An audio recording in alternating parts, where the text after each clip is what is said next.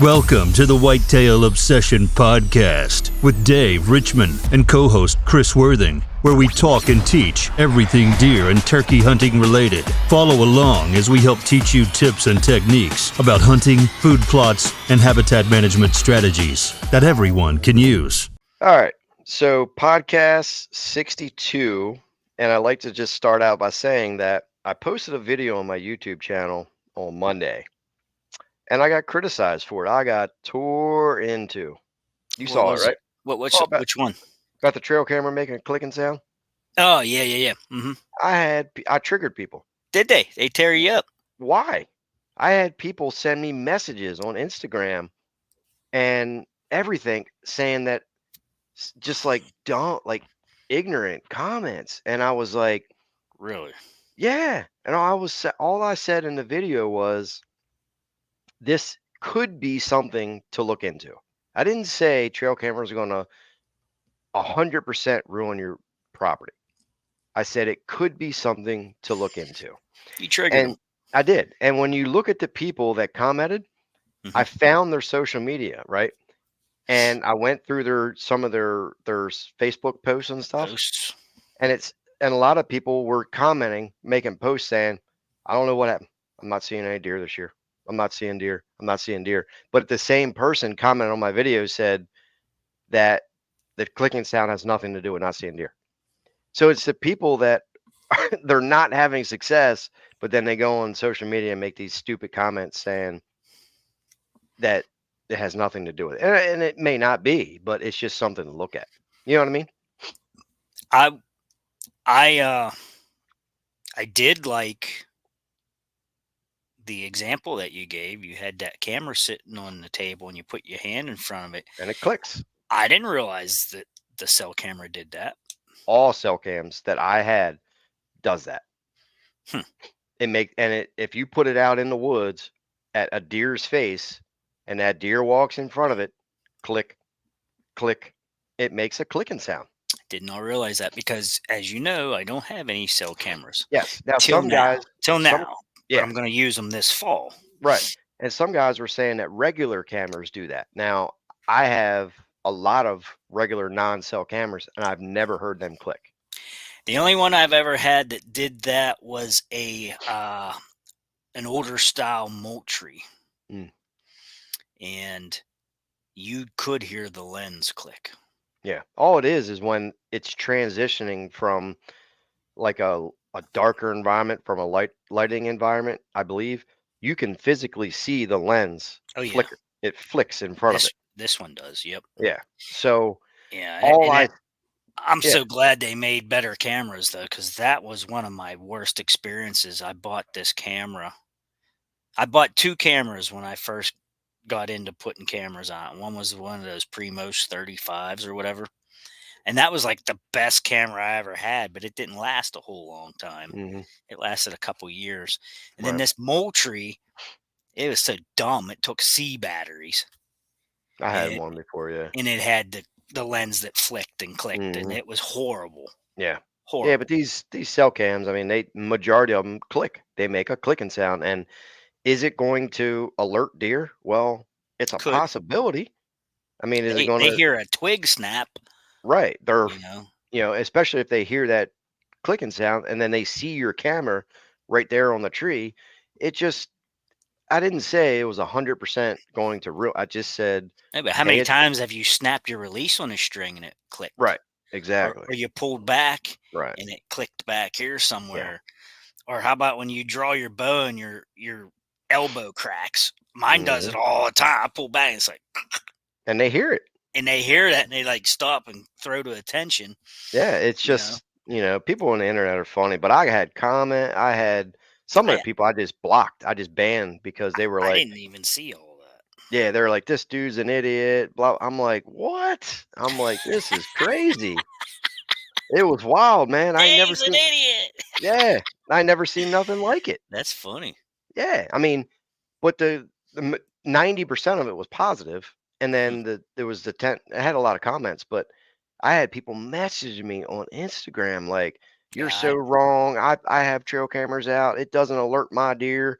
And then you look at their Facebook posts, and they have spikes and 4-pointers pick that they're shooting. Well, that's fine, but I'm referring to mature deer. Mature bucks are way different than, I mean, how many times do you go to the woods and you can shoot a 4-pointer? Almost every time. Yeah. But how many times can you go to the woods and shoot a 140-inch 10-pointer? Not very often. It's just they're different animals. But yeah, I just thought I'd share that I triggered a bunch of people. We need to do a podcast on cell cameras and cameras anyhow at some point. I think we did last year on season 1. I think we did too, but I don't know how deep we went with it. Well, now that you have cell cams and we set them up in May, maybe after we get them set up and you get, a couple months under your belt with cell cams, we'll do Yeah, a I'll have to podcast. get comfortable, and we'll do a recap. Yep. And tell them my experience with it. Hey, we can do that. Well, why don't you tell everybody what we're talking about? I'm so clueless on that stuff. Yep. Okay, On today, podcast 62. Today we're going to talk about, like I said, I get a lot of information from Facebook, our topics and things, and one of them has been lately, some guy posts on one of these forums and everybody says, well, get a soil test first. Well, yeah, that is your first step. We do encourage you to take that first step. But that person not knowing he needs a soil test surely doesn't know how to read it when he gets it back. Mm-hmm. So today we're going to talk about, how you attempt to read your soil test when you get it back. Yep. What some things to look for, some highlights, and then we'll transition into talking later into some soil prep and how to amend the soil and your plots. We'll dive into your fertilizer application, your lime application, And if how, you're how to do it, when to do it. Yeah, if you're frost seeding or if you're disking or Yeah. whatever, we'll get into it. Why don't you start out with because you just had some soil samples, and Yes. so you have them with you? Not on me. Okay. They're Let's upstairs. okay. So let's go through them and basically like what it tells you, what your NPK, if it tells you you need 3,000 pounds of lime, let's kind of go through that. Okay. So do you want me to get some physically? No, To look just talk at? about. Oh, just No, talk about. Okay. yeah, just talk. Okay. So if you get these back, and normally at the top, at the heading, it'll tell you what your pH was on the property and your NP and K, and I think it tells you calcium and something else. I'll tell you what we'll do on the video version. I'll post up a screenshot of a soil sample and I'll put it on the screen for the people watching. For the people listening, you'll just have to decipher it. Yeah, they have an NP and K and a magnesium and sometimes a calcium. But anyhow, and on the ones I get, it's from Penn State, and they show a bar. They show a bar going from low into average and above average or something Optimal, like that. optimal. Optimal. And there'll be a bar that goes across the screen into these boxes and shows you what level you're at. So it is a visual for, I mean, because a lot of guys, like I said, a lot of guys don't, this might be their first time doing that and they're not going to know how to read it. So that visual of the bar going through the boxes, that's a good thing, I think. You can actually visually look at it and say, oh yeah, I am low in that, or I'm in the normal range, or, oh geez, that's high. So Well, I think I mean, obviously you want all your levels to be optimal. That's the goal. yes. There's ways to get there, and I think we've done that many times on how to get there. But I think the confusion comes in. One is how much lime to add, because some people freak out when it says they need 3,000 or 4,000 pounds of lime. So let's start with that. Yeah, so right under all those ranges, they drop down to the next paragraph and they tell you the recommendations. And usually it's a recommendation for lime, or under that if you need lime, it'll tell you a recommendation, and under that, it'll tell you recommendation for fertilizers. Mm-hmm. And so, like, if you need lime, and it tells you so many hundreds of pounds or thousands of pounds you need per, it's in per acre, Yeah, is per what it's acre. going to tell you. So you got to do the Now, math on it. you're going to have to do the math. You're going to send, because when you sent your soil sample in, they asked for the approximate size of the plot that you was going to install. So hopefully you gave them the correct number, be it 1 acre, 3/4, half, what it is. And you take that recommendation and you do the math. So if it's a half acre, they give you, let's say, 2,000 pounds per acre. And you said you was only doing a half acre. Well, half of 2,000 would be 1,000. So you need 1,000 pounds of lime for your plot. Mm-hmm. Okay. So, I mean, there's a little bit of math involved, but you don't have, it's a low, you don't have to be a math scholar to figure this stuff out. So get starting with the lime, let's say you have an acre and it tells you need 2,000 pounds of lime. Okay. How do you apply it and what type of lime? Okay. How do you apply it? Now, that depends on what property you have. If you have access to get a truck in there, and you can get an ag truck in there that'll haul it in bulk, get ag lime and have them spread it, that would be awesome. If not, you're gonna That probably would be be, your most ideal for thing to do. sure, for sure. And that's a long-term fix too. I Yeah. mean, ag lime is the good stuff. Right. If not, you're going to be like 90% of the food plotters out there. So don't feel like you're slighted here. That's what I was getting at. 90% of the guys are using Pell lime, Mm-hmm. and that comes in usually 40 or 50 pound bags. Okay. So you're going to have to buy pallets and pallets full of this stuff if you really need a lot of it, which is Mm-hmm. quite costly, actually. Well, And me and you did it at the old farm we had deliveries brought of yeah, you could lime have it and drop shipped to your property. and we spread it. Pallets, get pallets full of lime delivered. But Yep. like I said, it is more costly than ag lime, so that is the optimal thing if you can get a truck delivered. Mm-hmm. But it And probably is it's one of the most important things you can do for your food plot is lime. Sure it is, sure So it is, it's worth the and investment.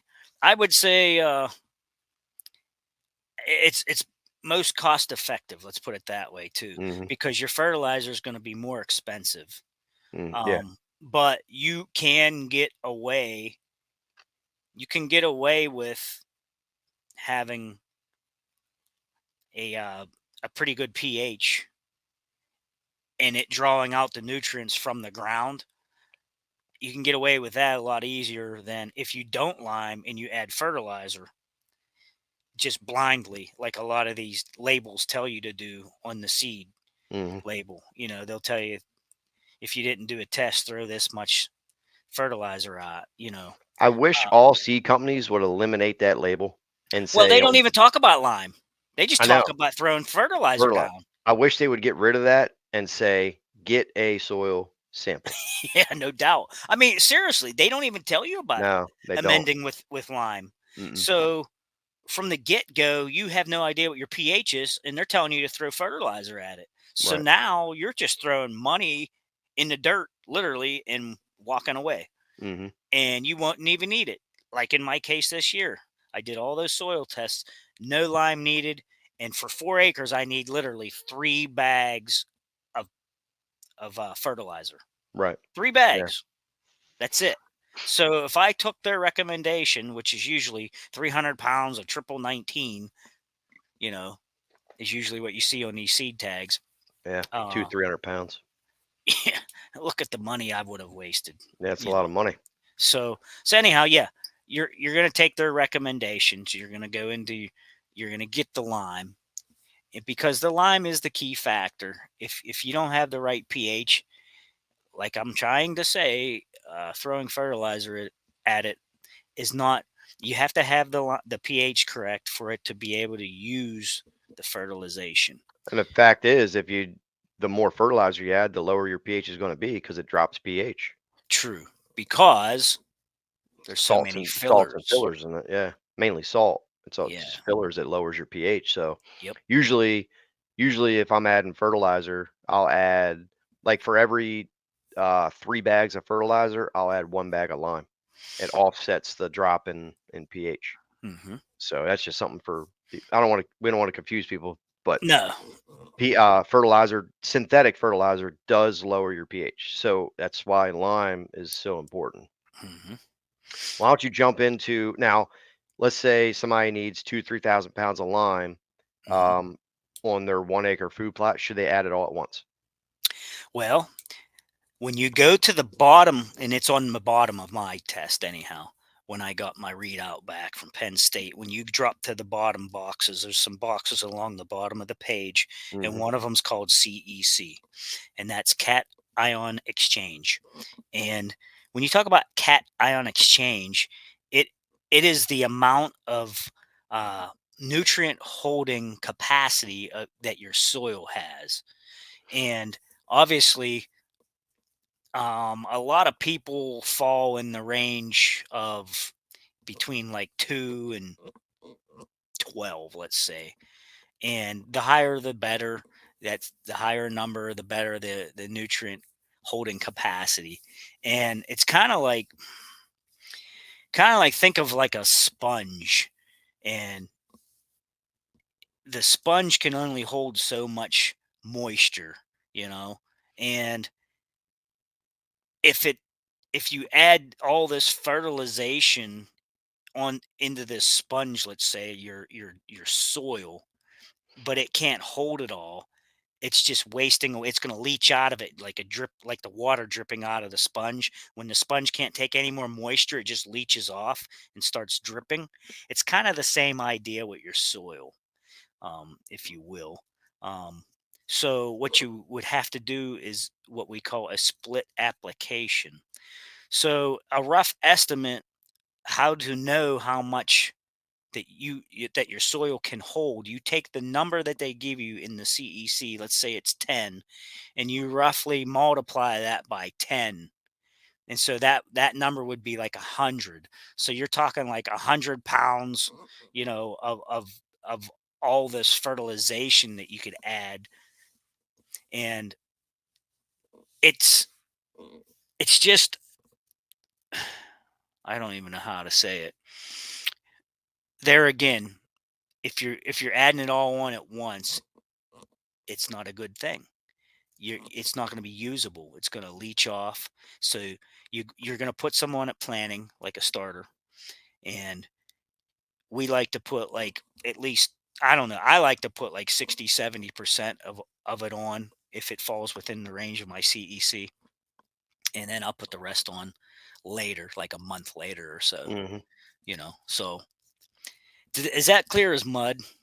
Can you add Clear as anything to mud. that? Well, Can the you? only thing I would say is, you said the higher the better on the CEC, and I would say yes to a point, but you can get too high, and then that means you have really clay soil, and it's hard as a It could be rock. compacted. Yeah. Yeah, it's Yeah. like clay or it's hard. So I've seen numbers on a client one time. He had like a 38 CEC, Oh my goodness. and it was because it was hard clay compacted Yeah. soil. Well, most So guys that are food plotting, yeah. they're somewhere Mhm. between a 2 and a 10, let's Yeah. say, Yep. Now I think the old on average.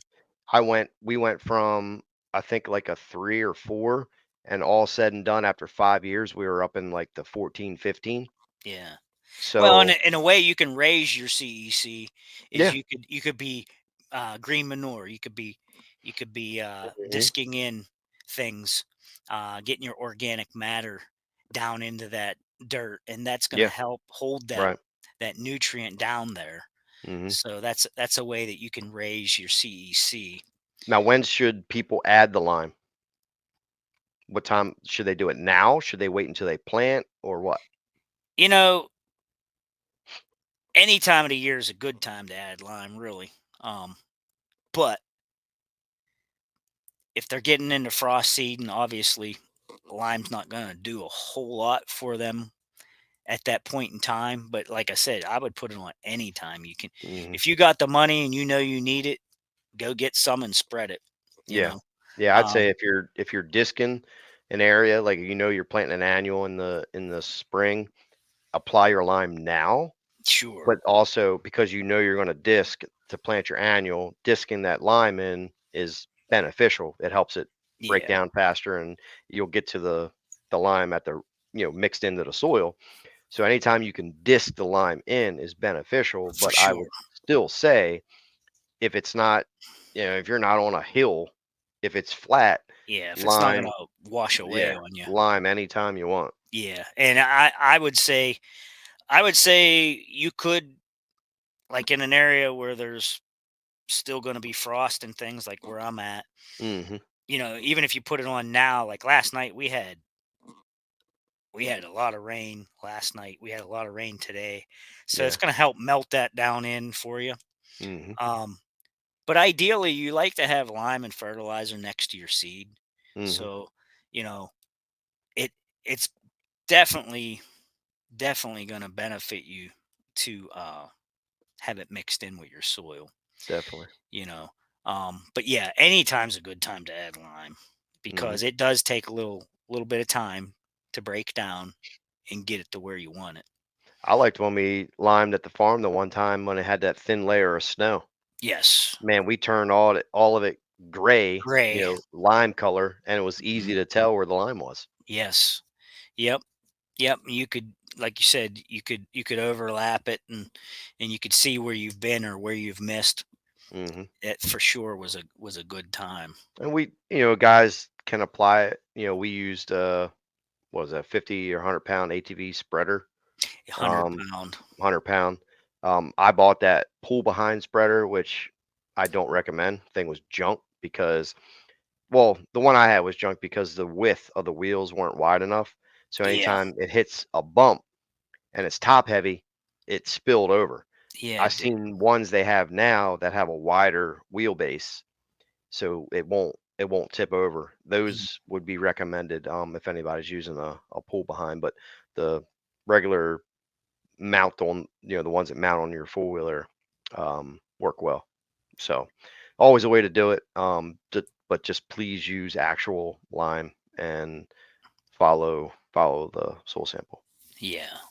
Yep. And try to buy the highest CCE calcium carbonate equivalent lime. Yeah, I was at Tractor Supply the other day looking at their lime, and it was 97.6, I think. Okay. So it's pretty good. Yeah, I mean you flip the bag over and you can read the calcium carbonate equivalent in that bag. Hmm. Some of them I've seen some bags as low as like 80% or something. So Yeah, I wonder what the rest of that is. What filler they put in lime, yeah, I don't know you what know? they're putting in there. But I've seen some pretty low. And Yeah, then they were usually those bags were like 40 pounders. So yeah, you're they're getting 40. even less lime out of it. Right. What You was know, the CCE of the ag truck you had? the ag truck I had, the guaranteed analysis on it was like 98 point something. Okay, Yeah, it was almost 100%. nice. And that comes out of Bellefonte, Pennsylvania, and out of the mines. Hmm. And yeah, it was very good stuff. All right, so we got the lime covered, a little bit of breakdown of CEC. So let's say the person's soil sample comes back and says they need 200 pounds of triple 19. Okay. When do they add it? When do they add it? Well, if the CEC can handle it, they could add it all at planning if they wanted to. But I still back it off just a hair. And I never put a full load on, to be honest. I never do because I hold a little back and then about a month later I hit it again and just give it another little boost. Yeah, those But split applications work really well. yeah, I like it better than putting it all on at once because It's a lot. it is a lot. And, you know, I think anytime you do, it's kind of like shocking a system. It's like, whoa, I think the soil just is like, whoa. you're, you're putting it all down in there. And Well, especially if you already have low, so let's say you have a 5.0 pH, you mhm, do add your lime. but then you're planting and fertilizing at the same time, there's literally no point in adding the recommended fertilizer because your pH is so low. Yeah. So it's more important to add that lime, spend the money on the lime because that Yeah. takes time to react. So it's going to take Right. a good 6 months to a year for that Hmm. pH to gradually build up. Once the pH gets up, then you can start spending your money on the adequate amount of fertilizer you need. Right. That's a good point. Um, because like you said, you're waiting for that to react. Hmm. And that's another reason why I never used to add it all at one time. Now, this year though, everything's spot on and I don't need that much anyhow, so I am going to put it all on at once, Hmm. you know. Well, let's talk about real quick how you got there and how you get to that point of not needing much, because me and you started at the old farm making videos, um, and we walked people through 4 years of progress. And each year I did a soil sample. We started out, there was zero nutrients in that soil, in that fields, Yeah, nothing. I that was mean, fallow ground for a long time. fallow ground. I'm talking about the big field. Yes. Um, the organic matter was low. It was down in like the twos. CEC was low. All the nutrients were in poor, but Yep. after 4 years we got to a point of, we took a soil sample, everything's optimal, Hmm. pH is optimal, like 6.8, I think we got it up to. Nutrients were sky high. Organic matters were up in the 8s to 12s. I mean, that's hard to get. CECs were up there. Now, we worked on it for 4 years, but if you follow that soul sample, the whole idea is to get to that point You got better every of, year. yep, get better every year. But the end goal is to get to a point where, okay, now we're just throwing a maintenance Yes. dose at it just to maintain those levels. We're Yeah. not adding enough to bring the levels up. We're adding to maintain. And what's the reason behind that? Well, you save money. Yeah, look at this year. Like I said, I'm going to be planting over 4 acres. Right. Little over 4 acres. I need 0 lime and I literally need 3 bags of fertilizer. So So I you're might gonna spend it what, might $50, $60? 50, $60, Right. you know. Oh, out of 4 acres. And That's you get pretty to that ideal. point, yeah, and you got to that point, and now you can sit back and just throw a little maintenance at it, save Yep. money, and you're not spending all that money. Um, Right. and that's the Now goal. I paid a little bit up front. Like I said, you know, when I first went in, there was cost involved with some spray. We Lime. had to kill it all down, and then I got a lime truck in there. That was hundreds of dollars. And in between the lime trucks, we were throwing a couple pallets of lime out of here and there. But like you said, I like to keep, and that's one of my mottos, something 365. I like something planted all year. And then, a lot of people don't want to be bothered with spring and summer, and they just want to let their ground be fallow till fall. But what they don't realize is having something green in there and being able to till that back in is just adding that much more nutrient and green manure to the dirt. And that's like free fertilizer. Like that's eliminating hundreds of pounds of fertilizer that you would have to buy because it's going back in and decaying and feeding. Yep. Yep. Well, what they don't realize is they're missing a key step to getting to that end goal of what we just talked about. Because if you're leaving bare ground, you're not improving the soil to get to that end goal Right. of just having maintenance doses of lime and fertilizer. Yeah. So when you skip the entire spring and summer, and you don't have to plant something to feed, you just plant something just to have like buckwheat or something in there that deer aren't really going to be preferred. But you just want a root system in there, like you said, to have something to turn back in. So the Yeah. guys that are missing out on that spring summer planting, you're losing a step into getting to that end goal. Right. Right. Yeah. And I just, Just keep working at it, and it just improves every year, as long as you don't let something severely slip into the unoptimal range. Right. You know, Yeah. because Yeah. then Just, you gotta really dose it up with synthetic, and it's full of junk. mhm. And Well, you I got to would, soul sample each year. You yeah, know. that's key. You got to keep an eye on it. Yep. I mean, even Penn State says, "Oh, you don't need to soil sample every year. You can do it every third year." That's crazy. That is crazy. I wanna see what it's doing every year. It changes. It It changes will change. every year. It will change. It's going to be different every year until you get to a point to where the soil's holding. You have organic matter in there. You have your good CEC, and it's holding. Then you could say, okay, well, I'll do it every 2 years, but I like to do it every year just because it's cheap and it's fun. It's fun to see. It's Yeah. fun to see your progress. Yep. Yep. Um, So we so better do some soil prep. yeah, so soil samples, we broke that down. Anybody has questions, let us know. But soil prep. So let's just keep it simple. If and say that if you're going into the spring and you're planting an annual, buckwheat, soybeans, um, you could even do annual clovers or uh, iron clay cow, whatever it is. How do you prep that? How do you get to the point of putting seed down? Let's start with that. Well, when I obviously we talked earlier in another podcast that you have to wait till soil temperatures around, no less than 50 overnight. Hey, that was You podcast 61. Okay. So you want to have the soil temperature up. So not only, like, if you've got a bad weed problem, you got to spray. Not only does the spray not work until you get to that range anyhow, and germination on most seeds and things work best in the heat like that.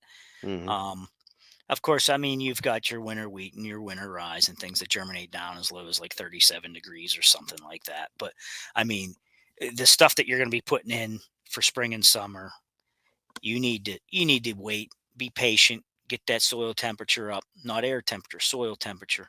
And then I'm going to go in and I'm going to work ever so slightly on the dirt.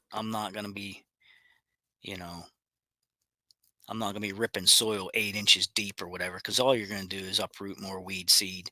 So just the first couple of inches, because that's all the deeper you're planting something anyhow.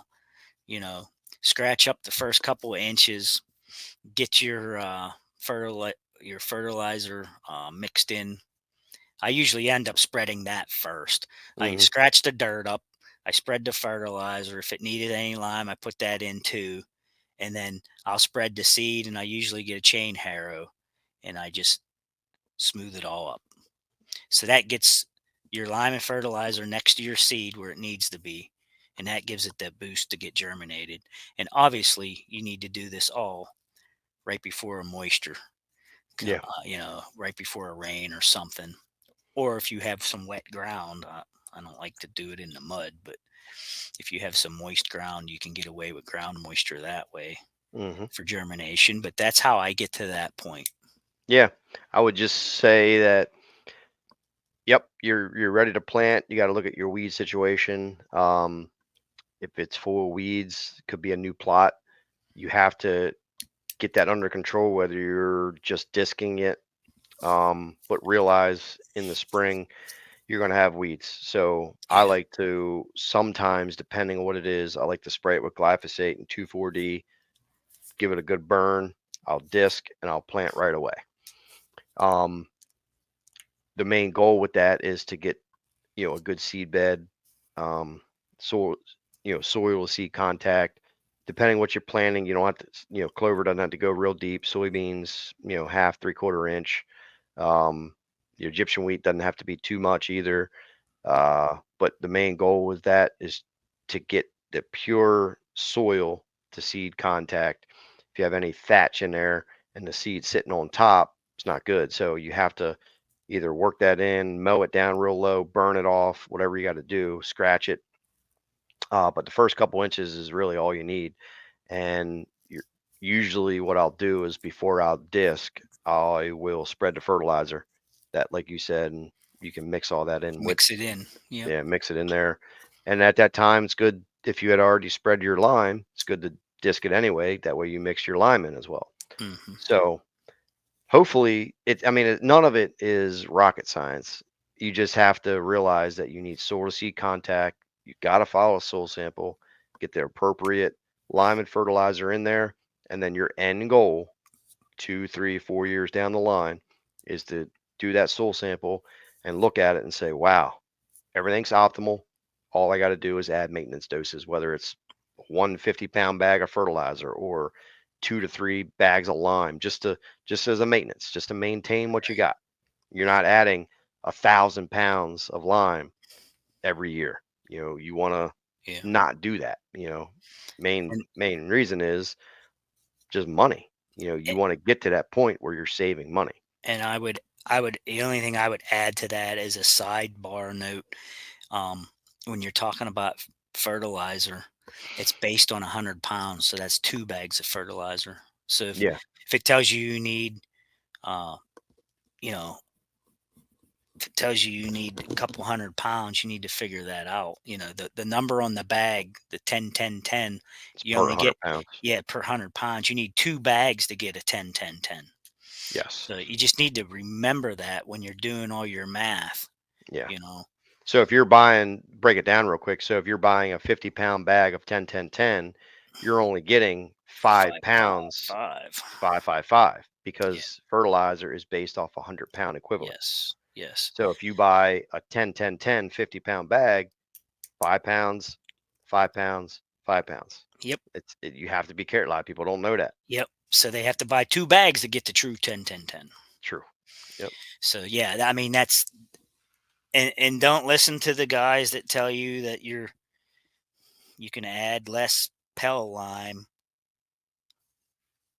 You know, they try to tell you can add less Pell lime because it's greater, it's more potent than ag lime. No, You know, it's the same. as long You as just, as long as the CCEs are both really close, like yeah. we were talking earlier, eh, you're good. Yep. Get pound Guess for what? pound. Guess what you just did? You just Hmm, triggered somebody. I probably did. I You probably triggered did. them. Maybe they'll attack you instead of me this time. Yeah, maybe I'll get the hate mail this time. But that is a scientific. That isn't me saying it. That is science telling me that. Well, you know what else science says? Science says when a cell can goes off, it makes a clicking sound. When I can hear it, science can prove it. Yeah. Like I said, when you waved your hand in front of that camera and it clicked, I was Click. like, "What the? I didn't realize they did that." True facts. They Yep, all do it.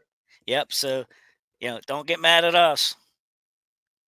There is a little science behind it. It's not rocket science, but I mean, you do have. There's a few tricks and things you got to Yeah. know. There's always tricks in it. And like I said, with all this stuff, getting to that end goal, tons of videos on Chris's channel, tons of videos on my channel. Like we've been over this dozens of time. We actually have a video. I think it's called How to Create the Perfect Food Plot, which was an old virtual seminar Yeah, that we made the video for, which actually never happened. But that that was for video, COVID, right? yeah, that was when COVID happened. They wanted us to do a virtual seminar. So we made this like 35-minute long video or whatever, Yep. but that breaks down each category of what we just talked about, just Mm, a more in-depth yeah, version of it. So yeah. that's out there too. You can search and check out. And like I said, I know this was all as clear as mud, but to try to fit this all in a half-hour podcast, and explain it, it's like I said, each individual piece of the puzzle here, you have to add them all up to get a Yeah. puzzle. I think You the know, main thing, they need to watch that video if they have more questions. I mean, right? we have shorter videos, but Yeah, I actually I broke down some of those things in smaller videos on the channel. yeah, so they're out there. Understanding CEC, understanding base saturation, and stuff like that on my channel. They don't get many views, but somebody's watching them and gathering some golden nuggets out of there, because it is hard to understand if no one teaches you.